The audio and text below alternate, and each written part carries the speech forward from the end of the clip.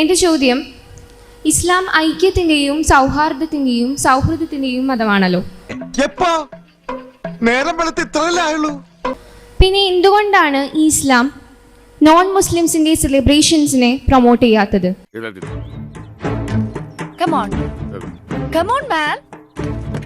ഞാനൊരു സത്യം പറഞ്ഞ് വിശ്വസിക്കൂ. എനിക്കത് ഓർമ്മയില്ല. ഒരു happy new year, happy Christmas, happy Onam എന്ന് പോലും പറയുന്നതിനോട് ഇസ്ലാം വിരോധം കാണിക്കുന്നുണ്ട്.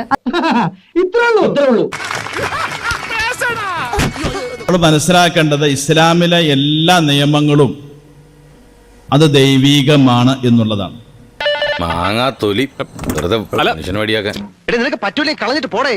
ഒരു പരിധി നിശ്ചയിച്ചിട്ടുണ്ട്. ആ പരിധിക്ക് അപ്പുറത്തേക്ക് പോകാൻ മുസ്ലിം എന്ന നിലയിൽ നമുക്ക് അനുവദനീയമല്ല എന്നതാണ് അതിന്റെ ഒന്നാമത്തെ ഉത്തരം.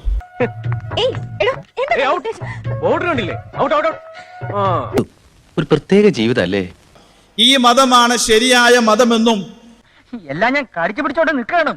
എനിക്ക് ചൊറിഞ്ഞോണ്ട് വരണം, എന്നെ കൊണ്ട് പറയിപ്പിക്കരുത്. പോട്ടെ സാറേ കേട്ടാ, വീട്ടുകളാ ബോട്ടിയില്ലാത്ത അവൻ എന്തെങ്കിലും പറഞ്ഞ് വിവരമില്ലാത്ത നിങ്ങളല്ലേ അത് ക്ഷമിക്കേണ്ടത്.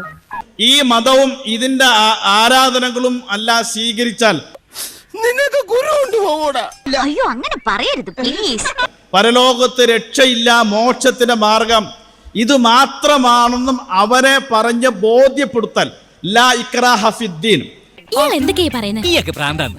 എനിക്ക് ഭ്രാന്തോ എപ്പോ 87 അത് ചൊമ്പൂടി വെച്ച മാറിയല്ലോ.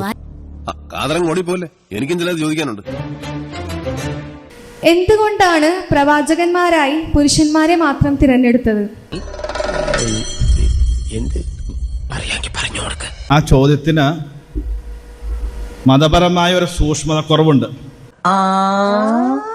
ഇങ്ങോട്ട് വന്നേ നീ.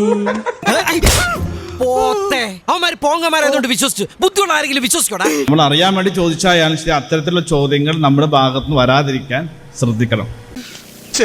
ഞാനത് ചോദിക്കരുതായിരുന്നു. അതിന് ഒന്നാമത്തെ ഉത്തരം അള്ളാഹുവിൻ്റെ ഇഷ്ടത്തിനനുസരിച്ച് തെരഞ്ഞെടുത്ത ഒരു നിയമ സംവിധാനമാണ്. ഈ അറിവ് എവിടെ നിന്ന് കിട്ടി? ചെറിയ ബുദ്ധി തോന്നിയ കാര്യമാണ്. അതാണ് അതിൻ്റെ മതപരമായ നിലയിലുള്ള ഉത്തരം. എന്തേ അപ്പൊ ഞാൻ ഇറങ്ങട്ടെ.